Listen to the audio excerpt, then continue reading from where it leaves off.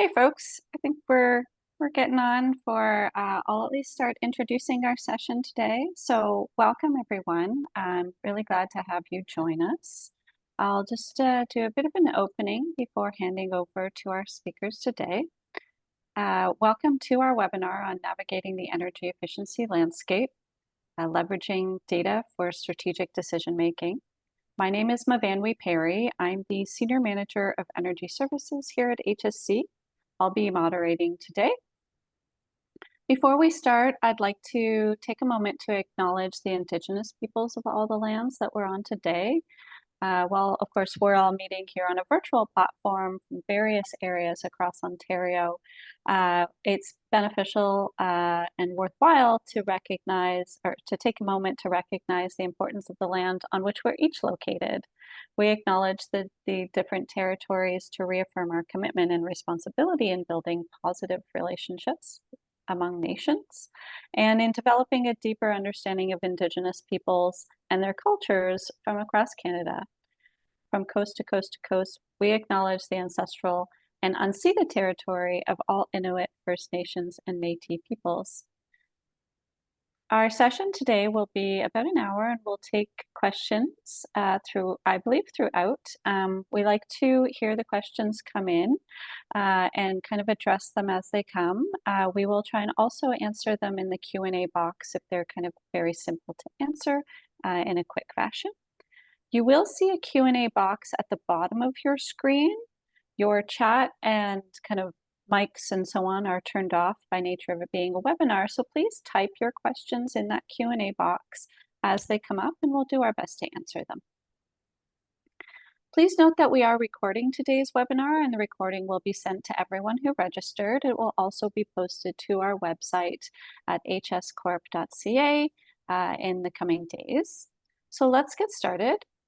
We're pleased to have you with us today, and our speakers are Vicki Gagnon, Business Advisor for the Public Sector for the Independent Electricity System Operator, Megan Murray, Senior Consultant with the Canadian Institute of Energy Training, Michael Oriahi, Sector Capability with the Independent Electricity System Operator.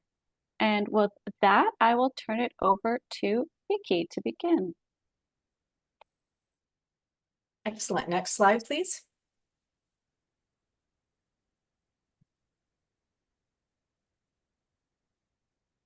So our agenda for today, we will focus on the Save on Energy programs, other support programs, and leveraging data for strategic decision making, and also the Save on Energy training and support, and the Energy Performance Series for social housing. Next slide. So I am Vicki Gagnon. I work in demand side management at the ISO, and I'm a business advisor for the public sector. And I'll focus today on Save on Energy programs that are particularly relevant to the social housing sector, including the Energy Affordability Program, the Retrofit Program, instant discounts for lighting, and existing building commissioning. Next slide, please. The Energy Affordability Program is for income qualified consumers in Ontario. It's a direct install program at no cost to the participant. And this is delivered in collaboration with Enbridge. We have each contracted with the same delivery agent. And we also work closely with social housing providers for installations in affordable housing. The Energy Affordability Program is for in-suite measures for income qualified residents, where the Retrofit Program would be for measures in the common areas of the building. Next slide, please. The offers under the Energy Affordability Program are tailored to the needs of income eligible resident consumers. And depending on the resident's income, they would qualify either to go through the comprehensive support stream or the energy savings kit stream. And in the case of nonprofit housing, where the social housing provider applies on behalf of the tenants, then all of the tenants would automatically qualify for the comprehensive support stream. And this would be in building types of 3 floors or less, so the low rise and townhouses of social housing. And again, this is at no cost to the participant. Next slide. For the comprehensive support, the participant needs to be below these income thresholds or receive government benefits from one of the listed programs. Or alternatively, the participants can be living in social or nonprofit housing, in which case they would automatically qualify for the comprehensive support in the low-rise or townhouses. Next slide. The comprehensive support upgrades include an energy assessment where the advisor provides LED lighting and faucet aerators and clothes drying lines and smart power bars on site during their visit. And additionally, based on the results of the in-home assessment, participants may qualify for Energy Star certified appliances such as refrigerators, freezers, air conditioners, or dehumidifiers. And if the home is electrically heated and eligible, participants may be eligible for insulation, weatherproofing. And in October of last year, we began offering cold climate air source heat pumps to electrically heated homes for income eligible households entirely free of charge. Next slide. And for participants of more moderate income who would not qualify for the comprehensive support, they may be eligible for energy saving kits. Next slide. The kits include LED light bulbs, clotheslines, faucet and shower aerators for electric hot water heating, and weather stripping. And as I mentioned, we've contracted with the same delivery agent as Enbridge. So for gas heated homes, similar measures are available through the same delivery agent. Next slide. So our largest incentive program is the retrofit program, and it offers incentives for switching out inefficient equipment with more efficient equipment, and it's available for all commercial, industrial, institutional, and multi-residential facilities. And it would be for the common areas in social and affordable housing buildings. Next slide. The retrofit program offers social and affordable housing a doubling of the regular retrofit prescriptive incentives capped at 50% of the eligible project costs. And up to 50% of the total estimated prescriptive incentive could be payable in advance to help manage the expenses of the upfront capital costs of the measures. Next slide. Projects that are eligible for the program are generally ones that provide sustainable, measurable, and verifiable reductions in peak electricity demand and electricity consumption, and that includes lighting controls and a variety of HVAC equipment. Next slide. Last year, the custom track was reintroduced in the spring, along with some other updates, including increased incentives. And the retrofit custom incentives are $1,200 a kilowatt or 13 cents a kilowatt hour. And the $1 million incentive cap was removed. But note that the 50% of project cap still remains in place. And network lighting controls incentives moved from a per square foot basis to a per kilowatt hour incentive. So it's now incented at 35 cents a kilowatt hour. And in October, there were additional updates included incentive increases for prescriptive non-lighting measures, which have doubled or even increased 3- or 4-fold, and that includes air source heat pumps. And in December, the instant discounts programs for lighting launched. And in this program, incentives are paid directly to distributors, enabling them to offer instant point of sale discounts on energy efficient lighting to customers. Next slide. If you're interested in an instant discount for lighting measures, you can find a participating distributor on the Save on Energy website. There are over 420 participating distributors across the province. You purchase your lighting from them and you provide the installation address at checkout, and they will apply the discount at the point of sale. No paperwork is required. But these instant discounts are only available for retrofit situations.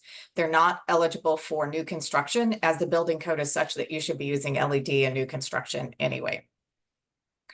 And at this time, lighting controls and occupancy sensors and network lighting controls continue to be incented through the retrofit program prescriptive track. And it's important to note that participants can't participate in both programs. Either the retrofit incentive or the instant discounts incentive can be leveraged for a single lighting measure, but not both. So if you were pre-approved for and plan to take advantage of retrofit incentives, we strongly advise you to speak with your lighting distributor to ensure that they do not apply any instant discount incentives when you purchase the lights. Next slide.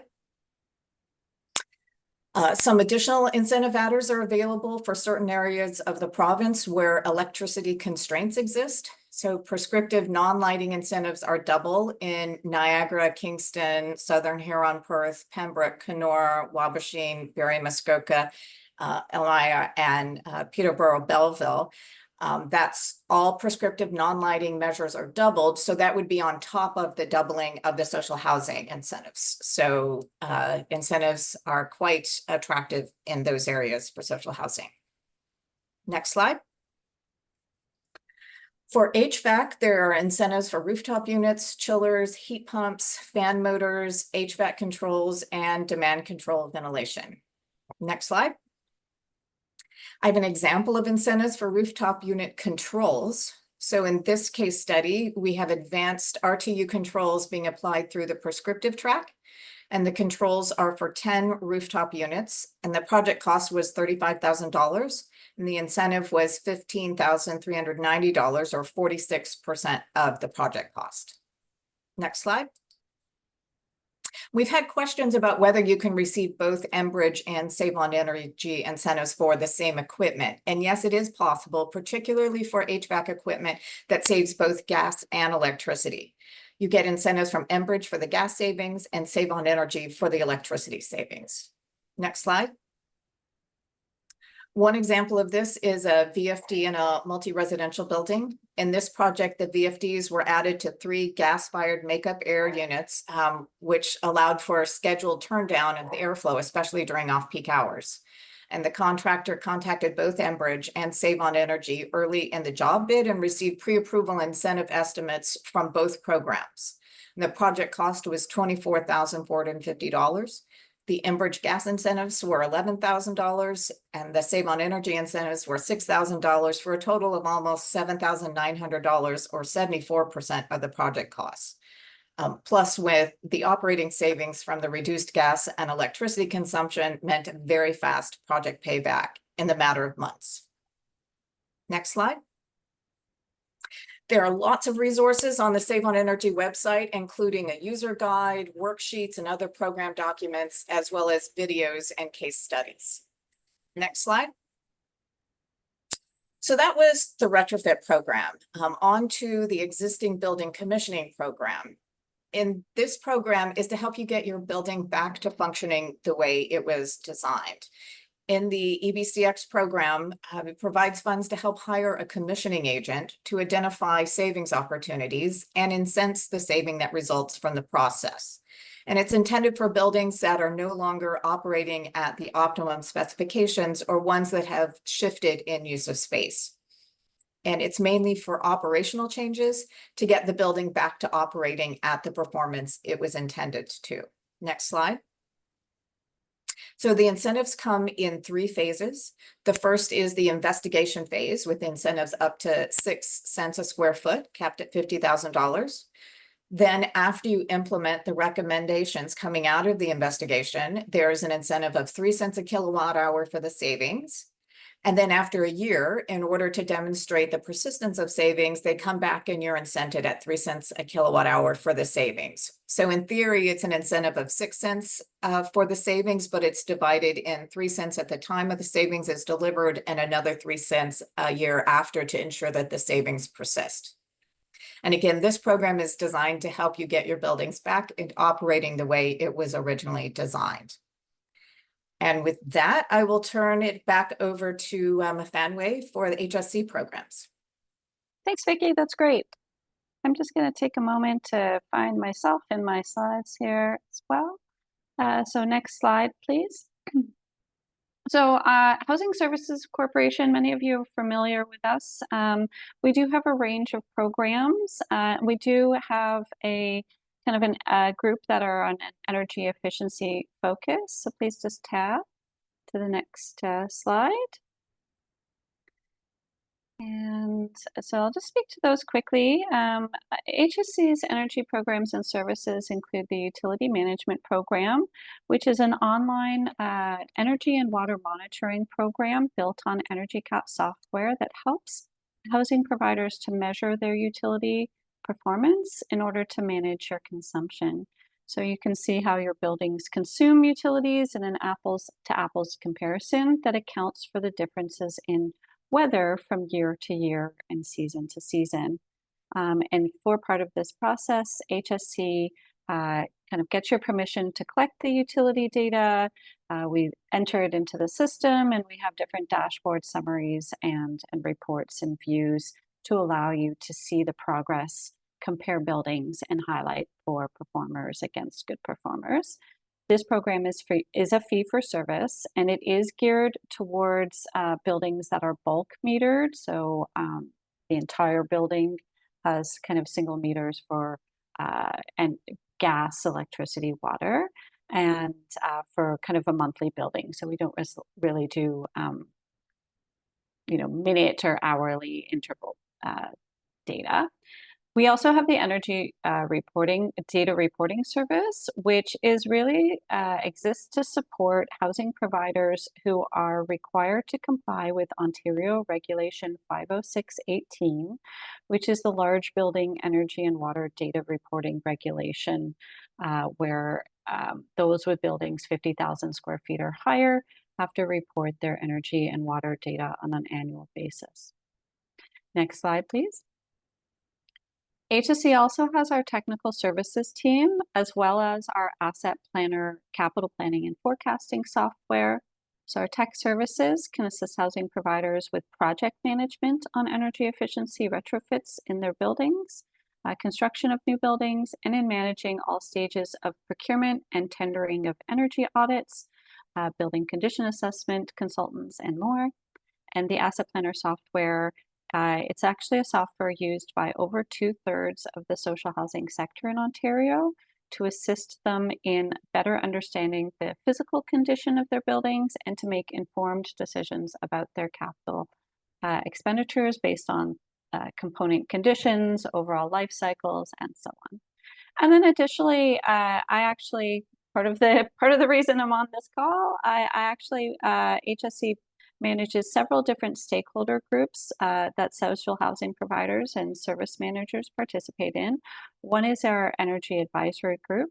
And through our engagements with these different groups and with many of you, we gather input that we actively share in consultations, for instance, with the Independent Electricity System Operator, with provincial government, with Enbridge Gas, in order to ensure that the programs available for the energy efficiency and greenhouse gas emissions reduction are supporting the needs of our sector specifically. And next slide, please. If you do ever want to reach out to have a discussion on this area, you're welcome to contact Energy Services at hscorp.ca. And I'll just welcome Megan Murray, who's going to take on the next set of the slides. Thanks, Mafanwi. So I just wanted to bring to everybody's attention a few more incentive and support programs that are available for housing providers in Ontario. Sustainable Affordable Housing is a program offered as part of the Green Municipal Fund. There is a $300 million initiative that supports local affordable housing providers, whether they be municipal, not-for-profit, or co-ops, to retrofit existing affordable housing units or to construct new builds that result in lower greenhouse gas emissions. They've listed the 5 different types of projects, and on our next slide, there's a little bit of a breakdown of the funding available. So for any project planning, you can receive a grant of up to 80% to a maximum of $30,000. To do a full comprehensive study, again, there's an 80% grant available. Pilot projects, which I believe need a pre-approval, you can receive another 80% grant of the eligible costs. And for capital projects, whether these are retrofits or new construction, grant and loan proportions are based on the anticipated energy performance of the project. So more savings means more grant portion. So there's a mixture of financing for these, up to $10 million. Portion, either 35 to 60% is a grant, and the remainder can be a loan. For the new construction, we do have to be working towards net zero energy or net zero energy ready. And there's an adder as well for northern applicants, an additional 20% grant available to offset the higher costs of labor and materials in those regions. We've included a link here to the application guide. There's a lot of information contained within. And we can move on to the next slide. We'll just talk a little bit about the eligibility criteria. This is specifically for the retrofit project. So projects must receive a 25% reduction in energy use. They're typically expected to be completed within 3 years of the approval of financing. There are some eligibility criteria around the rentals. So at least 30% of the units or the units must have rents at or below 80% of the local median. And again, open to municipal governments, municipally owned corporations, not-for-profit housing, and co-ops. Funding is also stackable with CMHC's Affordable Housing Fund. So there's another link on this slide that you can peruse when we're able to share the slides. And on the next slide, there are also a number of resources available through the Green Municipal Fund. Everything from understanding energy efficiency, understanding specific energy conservation measures or opportunities, case studies to get inspired, information about developing a business case on the financial side, information about how to engage and work with consultants, and information about engaging residents in your energy efficiency projects, as well as operations and maintenance. So a lot of valuable resources there for reading. And as Myfanwy was talking about, HSC also offers a lot of support with similar items. And moving on to the next section, we'll just talk about the value of harnessing data. So how is energy used in residential buildings? The breakdown can actually vary across the residential sector for a number of reasons. This can include the building type, the presence or lack of a cooling system, the efficiency of building systems, including the building envelope, electrical and mechanical systems, the geographic location, of course, and the climate, as well as demographics and usage profiles. So on the right, we have a little bit of a typical residential energy use breakdown. This is from NRCan in the residential sector, and this is across four housing types. And moving on to the next slide. Establishing an accurate baseline is actually very critical for effective energy management. And it provides a framework for measuring energy efficiency.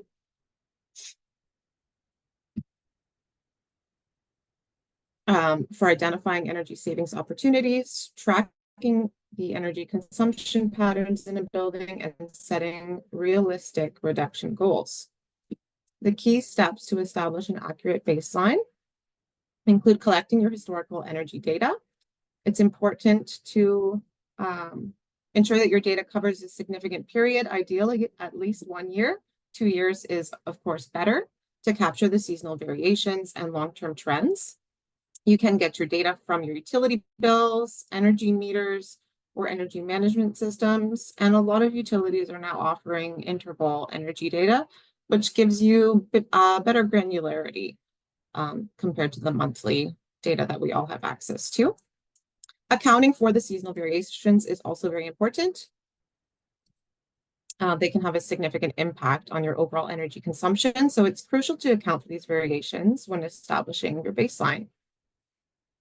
Analyzing the data to identify seasonal patterns will help understanding the energy requirements during different times of the year, and we can then adjust the baselines accordingly. External factors such as weather conditions, building occupancy, equipment efficiency, and changes in operations or processes can influence energy consumption. It's essential to adjust that baseline to account for these factors.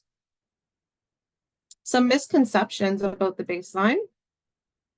When it comes to understanding and managing energy consumption, there are several common misconceptions that can hinder businesses and individuals from effectively optimizing their energy use.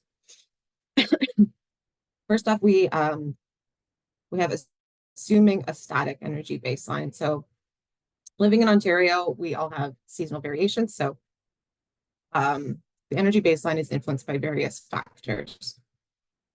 Occupancy can also be a major factor, as well as the efficiency and operational processes. There are also external factors that are important not to neglect.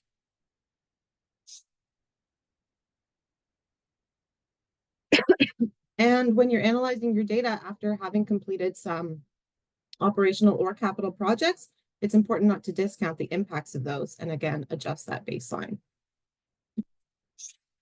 To overcome these misconceptions and maximize the benefits, it's crucial to adopt a proactive approach towards energy management, including regularly monitoring and analyzing energy consumption data, considering the influence of your external factors, updating that baseline periodically, and utilizing advanced tracking tools to get accurate and real-time energy data. We can move ahead to the next slide. And maybe Megan, I'm just going to pause here just as you get into kind of more complicated information, like the baseline energy use of the previous slide and the energy use intensity. I'm going to invite folks to add any questions in, and even if you had them about Vicky's presentation on the IESO Save on Energy incentives, you are welcome to put them in at this time, and we'll try and tackle them as they come up. Thank you. Thanks, Megan. Thank you. That's a great reminder.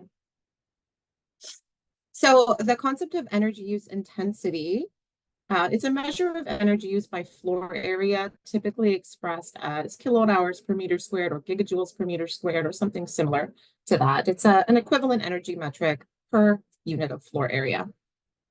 And this can be very useful for comparing our buildings against one another if your portfolio includes multiple building types or just multiple buildings in general. But it is important to keep in mind that different types of buildings are going to behave a little bit differently. So the energy intensity by home type, again, this data was taken from NRCan. A single family home is going to have a higher energy intensity compared to an attached home, such as a duplex or a townhouse. And then apartments, again, the energy intensity is even lower. And that is really primarily a factor of the building envelope. So in a single family home, you have 4 walls, a roof, and a floor. You're losing heat and energy through all of those components. With attached homes, you have either 1 or 2 shared walls.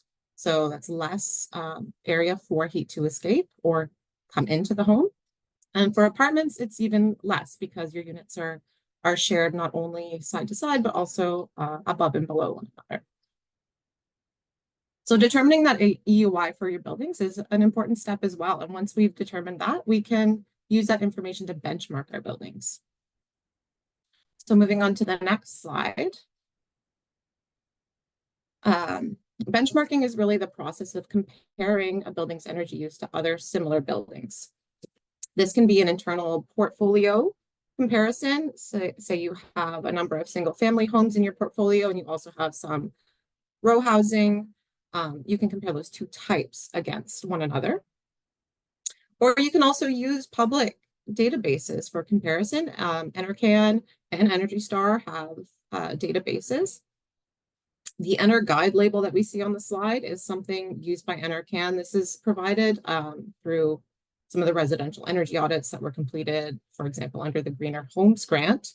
And actually, while I'm on that, we did skip over the Greener Homes Grant because it is temporarily shut down, but I believe that is coming back. And I should also mention for any remote housing providers, the oil to heat pump program offered at a federal level is still available.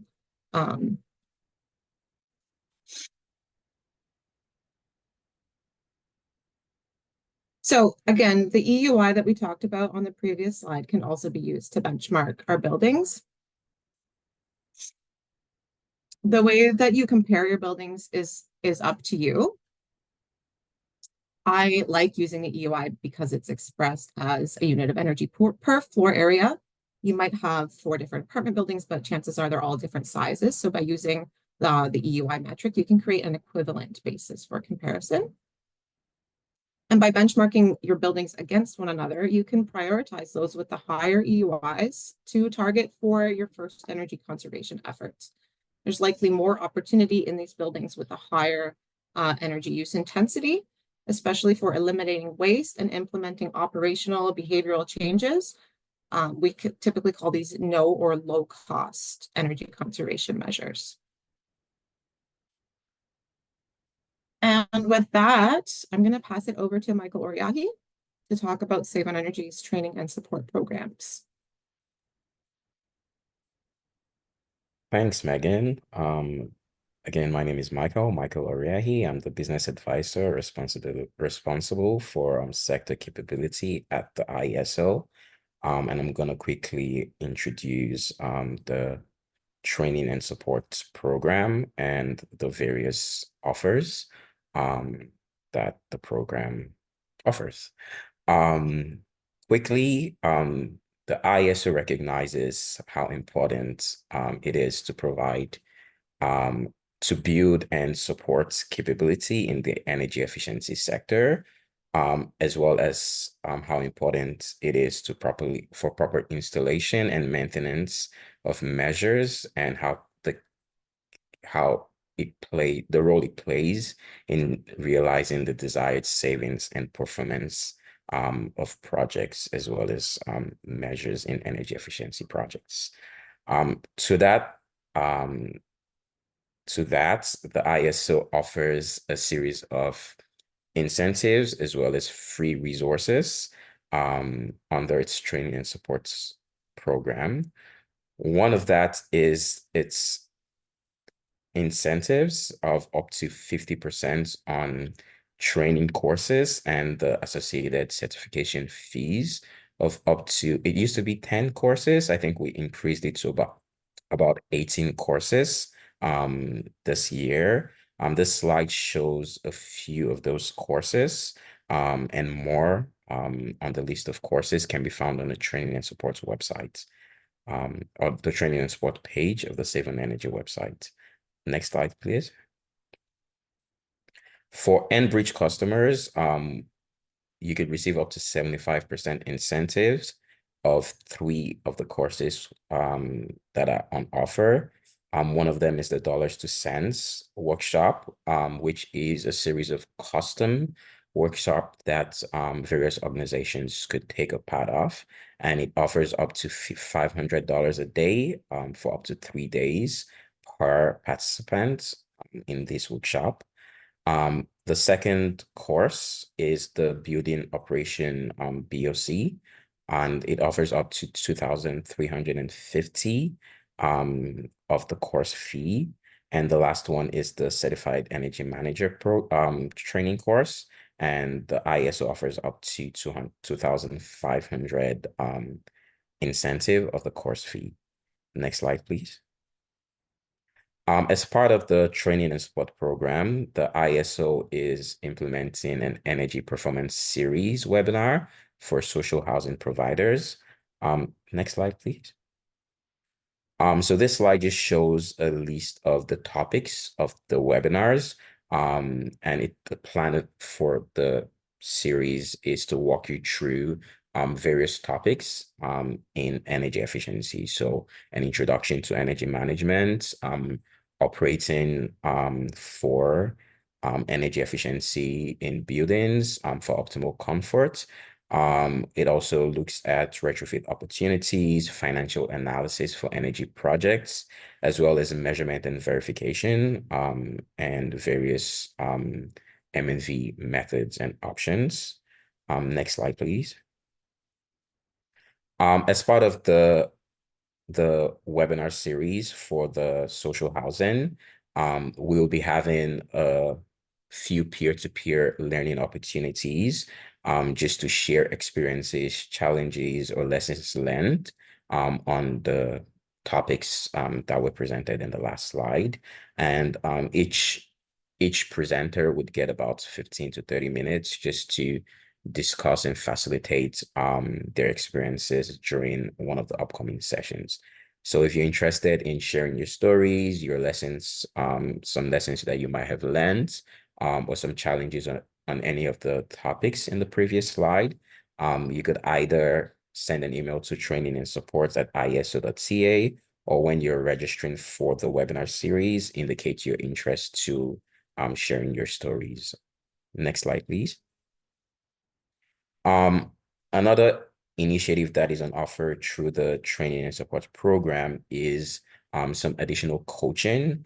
And the idea behind that is anyone who participates in any of the webinars or workshops offered by the ISO or through its Save on Energy portfolio, you get access to some hands-on training, and this support could be on energy baseline and benchmarking, which we did talk about, Megan talked about earlier on, but it also provides some support on how to set up and maintain your energy consumption tracking on your building portfolio, or some guidance on how to identify energy savings opportunity, accessing those resources, and crafting a plan for retrofit projects. Next slide, please. To participate in the optional coaching, all you have to do is attend one of our webinar series like this one, and fill out a post-webinar support intake form. And once that is done, one of our technical experts would reach out to you either via phone call, email, or video call. We also do have a monthly bulletin that we send out that lists various upcoming activities as well as updates to the training and support page of the Save on Energy website. And you could also visit the training calendar, which gives the schedule of upcoming webinars and workshops. Most of them are virtual, but we do have a few in-person events. Mostly, I think right now, the upcoming ones in person are focused on heat pumps. For more information, to access either the webinars, workshops, or some other resources, including training videos, fact sheets, guides, I recommend you visit the training and support page of the Save on Energy website. Next slide, please. Thank you. I think this just is the final slide. Thank you for attending today's session. You can visit the training and support page, the Save on Energy website, or you could always send an email to training-and-support@iso.ca. Yeah, and I've added the link to the registration form in the chat, so that you don't necessarily have to wait for the slides. You can grab it here from the chat. As well, I also put the training and support email in the chat to make it easier to copy it. We did have a question come in during the call that both Vicky and myself have attempted to answer. Just with regard to First Nations, can the IESO or HSC make First Nations energy usage available to relevant First Nations governance? So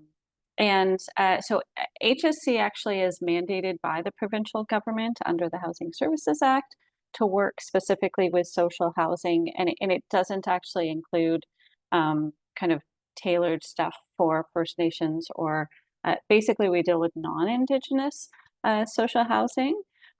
So potentially you could have a conversation with Ontario Aboriginal Housing Association, because they are quite familiar with kind of that area. But I'll also flip it to Vicky, who did answer the question a bit in the chat, to maybe just mention about just to potentially elaborate on her response there. Sure. Our community support program includes funding for providing retrofits and energy efficiency in First Nations communities, both on and off reserve. I don't believe we have any energy data. What we typically do is work with providing funds to the community to enable them to do the retrofits in their communities. I don't believe we have any energy data at all that could be shared, so we don't have it. Fair. So certainly, hopefully that gives you some directions to reach out into outside of those on the call. I will give a moment for anybody else to ask any questions. There's been a lot of material covered today with Vicky covering the Save on Energy available incentive programs and touching a little bit on what's also available through Enbridge Gas so that you can kind of maximize both gas and electricity. There's also been kind of the overview of just programs such as HSC offers or other energy tracking kind of introduction that Megan has provided with just the importance of getting your energy data. There's free tools as well. Megan, I think you may have mentioned Energy Star Portfolio Manager that's available where you can certainly track your energy use, have it kind of what we call normalized for weather or have the impacts of weather accounted for. So you're getting that apples to apples comparison. And as Megan highlighted, the energy use intensity, so calculating your energy use, dividing it by the square footage of your building to get that energy use intensity, which you can also do for water as well, just as an aside. It is very valuable to get the ability to compare different buildings across your portfolio and kind of rank them. Energy use intensity is kind of a proxy for energy efficiency in your building's performance. So really, really good information that Megan has shared. And then hugely valuable and wonderful to have the IESO and Michael speak to the increased training and support programs that are coming up. A lot of this stuff there's an appetite for it. So it's really great to have the social housing tailored kind of webinar series coming up. I've looked at the content myself and I'm really excited. I'm registering as well. So really encourage you to look at that. And as I've been rambling, I do see a couple of questions have come in as well. So for the direct lighting savings program, can the contractor purchase on behalf of the owner as part of a supply and install contract? So I'll put that to Vicky. Yes, indeed, that's what we anticipate happening is the contractor would go to the distributor, purchase the lights, and they would provide the address of the facility. So yes, and then the incentive is taken off right at the point of sale. Okay, all right. And what I have heard from some of the other folks I've been dealing with I work across the public sector, so I've talked to a number of folks in the school boards and municipalities and universities, and they've looked at the list, and I have some folks making a lot of noise behind me right now. Sorry about that, but most of them have said that their distributors are on the list, so they're able to work with their existing relationships with their existing distributors to provide the incentives straightly through that channel. They're not having to go to another list of pre-selected distributors that they're not familiar with. So with 420 distributors across the province, most of the folks that I've talked to have their regular distributors that are on that list participating in the program. Great, so wonderful question, thank you. I did get the First Nations data comment come up again. Just to that person that is speaking to that, it may be worth reaching out also to the Ministry of Energy or the Ontario Energy Board, just by nature of the importance of access to energy data in order to make informed decisions. That type of access rights and so on are dictated by kind of the provincial government level rather than our organizations are just kind of a bit separate. So that might be an avenue for conversation that might open up that door as well. Another question came in, is the $1,200 per kilowatt still available for custom solutions that include building envelope improvements and also lowering the energy for IAQ? So in response to the question about the custom $1,200 kilowatt savings, it is still available. The challenge is proving the savings with building envelope improvements. We have had some challenges verifying savings around windows and other building envelope solutions. So yes, it is available. The challenge will be the baselines and demonstrating the savings in order to get the incentive. Great. Is there any other questions? I don't see any coming in. We I have don't, two people's hands up. pardon me? We have two hands raised. Oh, okay. I'm not sure how to answer the questions. To those that have their hands raised, I'm going to suggest that you perhaps type in your question if you're able to. We don't, as panelists, have the ability to turn on your microphones, from what I understand. So it is best, we'll take a couple of seconds just to wait and ask you to type in the question in your chat or in the Q&A.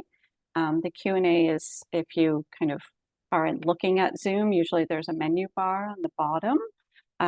It could be on the top because, you know, these different systems can be a bit weird, but you're looking for just the little Q&A box.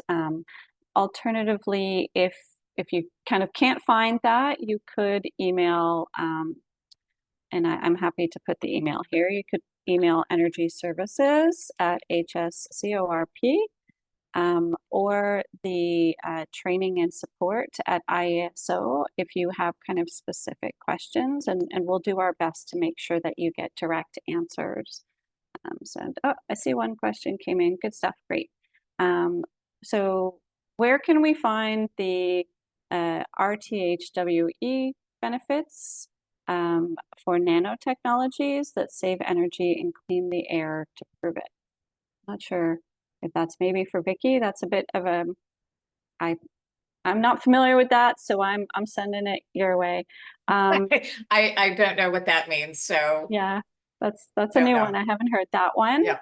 I can So jump in. I used to administer the retrofit program through Save Energy quite a bit. okay. And I do think that the custom track under the retrofit program is sort of a catch-all for any technology. But as Vicky alluded to with the building envelope question, the challenge is in verifying and proving those savings.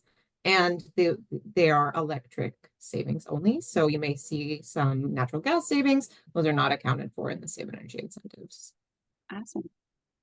Way to grab that, Megan. That's why I have all this brain trust on the call. And again, if you do have questions after the fact, we do have kind of some key contacts in the chat box. Energy Services at hscorp.ca, or training and support at ieso.ca. That can kind of help you get any questions answered.